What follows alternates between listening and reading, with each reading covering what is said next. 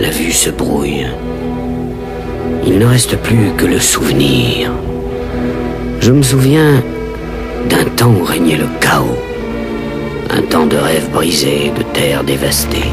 La nuit du samedi au dimanche avait été calme. La journée du dimanche, on avait l'impression que Perpignan reprenait une vie normale. En tout cas, on était sur le bon chemin. Même le marché Cassagne avait ouvert. Et on avait même vu les gitans revenir sur le marché Cassagne. Pour comprendre qui était cet homme, il faut revenir à une autre époque. Quand le monde tournait au carburant noir et que fleurissaient dans les déserts de grandes cités de tubes et d'acier. Il ne fallait plus jamais ça. Disparu, maintenant, balayé. Personnellement, j'ai passé ma journée à circuler dans les rues, dans les quartiers, et sincèrement, en fin de journée, vous pouvez penser que cette ville était sur le chemin de retrouver la convivialité et le respect des uns des autres, même si la tension était là, même si la tension restait. Pour des raisons aujourd'hui oubliées, de puissantes tribus entrèrent en guerre, allumant un brasier qui les dévora toutes les deux. L'enquête aujourd'hui est incapable de donner des informations précises, puisque ça s'est passé très vite, sur un homme qui était là, seul, et aucune altercation avant. Leur empire était de paille.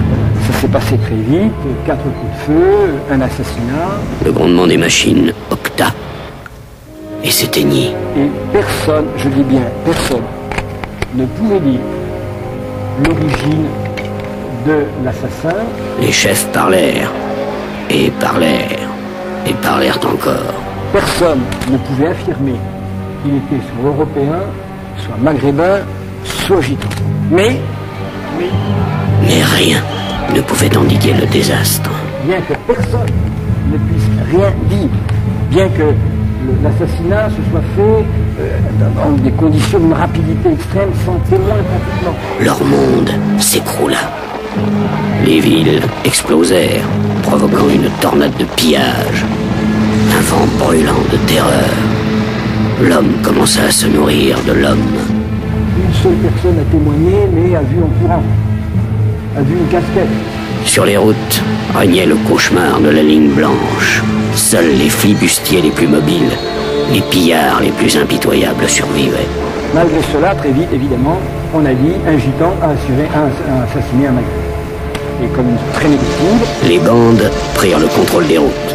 Il est évident que la communauté gitane, qui était déjà en situation de peur, a eu peur.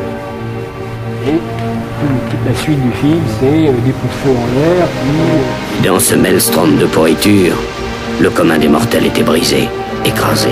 Bon, je ne vais pas aller plus loin. Très vite, la situation s'est embrasée.